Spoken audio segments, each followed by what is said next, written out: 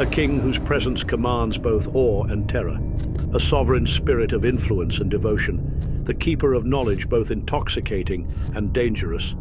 But is he truly an entity of dread? Or is he a force far more nuanced? Tonight, we unveil the majesty of King Beleth.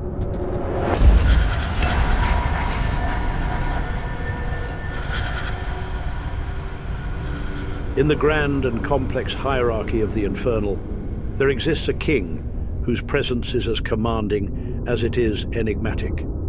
Beleth, also known as Beleth, Bile, or Byleth, is no mere footnote in the grimoires.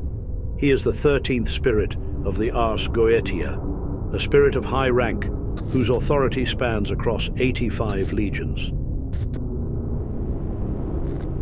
Beleth stands alongside other rulers of infernal domains, such as King Paimon and King Baal. The Lesser Key of Solomon and Pseudo-Monarchia Daemonum both describe him as a formidable and fearsome ruler, whose arrival is heralded by trumpets and other worldly music. Summoners are warned that he arrives fierce and unyielding, and only those with steady resolve will earn his favor. Yet within these same texts, Beleth is not merely a spirit of fury. He was once of the angelic order of powers, and some sources claim he still holds aspirations of regaining his place among the celestial ranks. He is not a mindless agent of hell, but a figure caught between two realms. Some occultists believe that this gives him a unique perspective, making him a teacher rather than a mere tempter.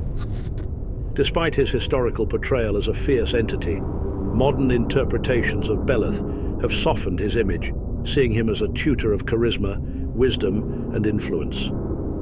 Those who work with him do not merely seek power, they seek understanding, the ability to navigate complex emotions, and the strength to wield their own presence like a weapon. In contemporary occult circles, Beleth is revered not just as a king, but as a mentor in the arts of persuasion, control, and emotional mastery.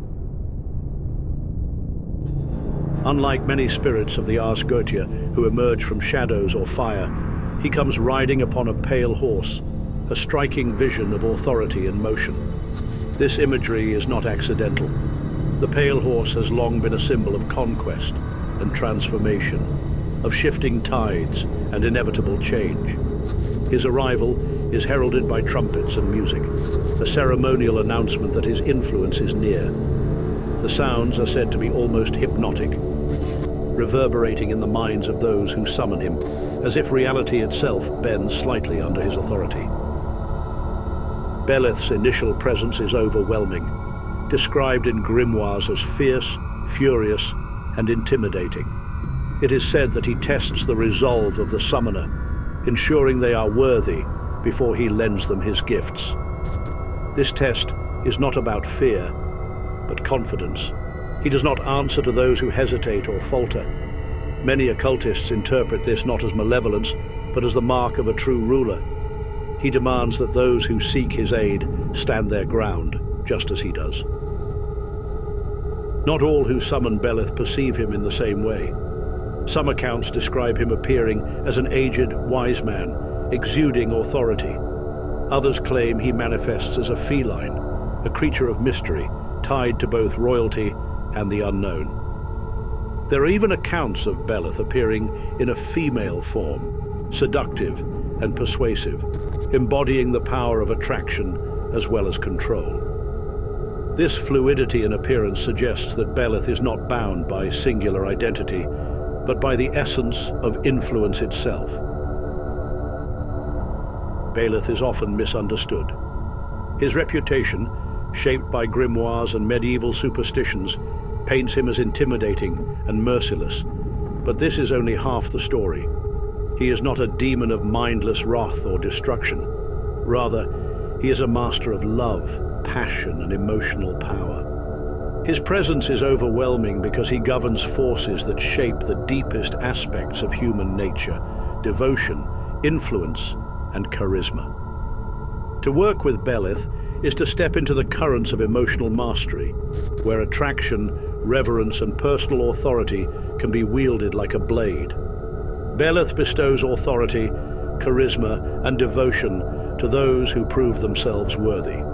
He does not create emotion out of nothing, rather amplifies what is already present, making one's presence impossible to ignore.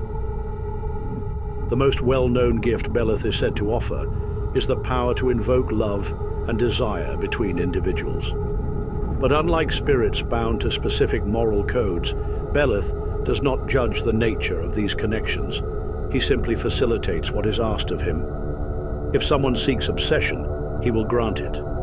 If someone wishes to break emotional barriers, he will do so. The results, however, are always the responsibility of the one who makes the request. Beyond love, Beleth also grants self-confidence, magnetism, and personal dominance. Those who work with him find themselves naturally drawing others in, their presence becoming charged with an unspoken gravity. Love, influence, and power are not inherently good or evil. They are forces that must be wielded with wisdom. It is not the spirit that creates chaos, but the lack of foresight in those who call upon him. Passion and devotion can be intoxicating, but if handled carelessly, they can just as easily become obsession and ruin. However, for those who seek true understanding, Beleth can offer a rare and valuable gift: clarity. He can reveal hidden truths behind emotional illusions and bonds, and showing relationships as they truly are. The romanticized ideas of love and devotion dissolve, replaced by raw, unfiltered reality. For some, this is a blessing. For others, a terrifying realization. Evoking King Beleth is not a ritual to be taken lightly. His presence is powerful, his temperament can be demanding, and his methods unconventional. Unlike lesser spirits who may appear at the mere recitation of an incantation, Beleth tests those who call upon him, and only those who understand the proper methods will be able to compel his presence. This is why precise ritual steps are required, ensuring the summoner exerts both control and respect. For instance, in order to compel Beleth, the summoner, wielding a hazel wand, traces a triangle while orienting their movements toward the east and south, directions long associated with invocation and passage. Another essential requirement when calling upon him is that a silver ring must be worn on the middle finger of the left hand and presented before the face of the summoner. This peculiar practice is also required when summoning Amemon, another great king of hell. Without this gesture, the summoner risks offense, and Beleth may either refuse to cooperate or test them far more rigorously than anticipated. While he does not demand offerings to appear, they serve as a sign of respect and make his presence far more agreeable. Among the most preferred offerings is wine, an ancient symbol of wealth, reverence, and celebration. It is said that placing a chalice of fine wine within the summoning triangle increases Beleth's willingness to assist. Additionally, certain incenses, including frankincense, juniper, dogwood bark, cumin, and dill, can heighten the connection between summoner and spirit, ensuring a smoother dialogue. Evoking Beleth is not about control. It is about command with respect. He must be addressed as a ruler, not a subordinate. Arrogance and disrespect will end the ritual prematurely, or worse, invite consequences. Additionally, those seeking love spells must remember that Beleth does not judge the morality of emotions. He grants love in all forms, whether healthy or destructive. If one does not specify their request carefully, they may receive exactly what they asked for, but not what they need. Throughout history, Beleth has been sought not by those who desire simple power, but by those who wish to master the art of presence, influence, and emotional command. He is not a spirit of brute force or destruction, but of subtlety and magnetism, making him invaluable to those who wish to cultivate charisma, leadership, and persuasion. Beleth's essence is tied to forces greater than himself, aligning with celestial and elemental influences that shape his domain. His planetary association is the sun, a symbol of radiance, dominion, and magnetic force. The sun does not pursue, it draws others toward it, compelling them to orbit in its light, much like Beleth's power over attraction and devotion. His elemental connection is earth, grounding him in stability, wisdom, and the tangible forces of influence rather than mere illusion or deception. His ability to shape emotions and influence relationships makes him akin to figures in both mythology and demonology. Some scholars compare him to Eros, the force of desire, or Freya, the Norse goddess of passion and power. Some sources even suggest a connection to Bilar or Belial, though the links remain speculative. Beleth's influence stands uniquely apart.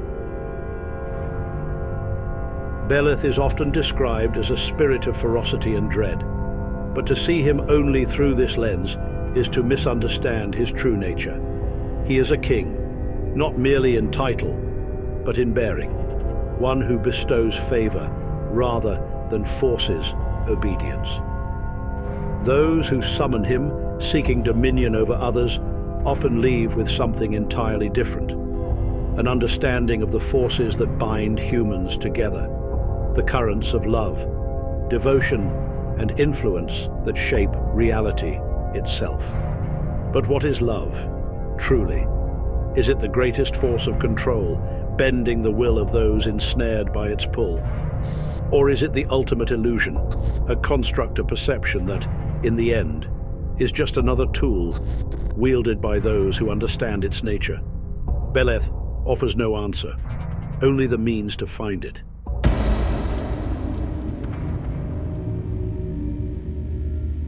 What do you think?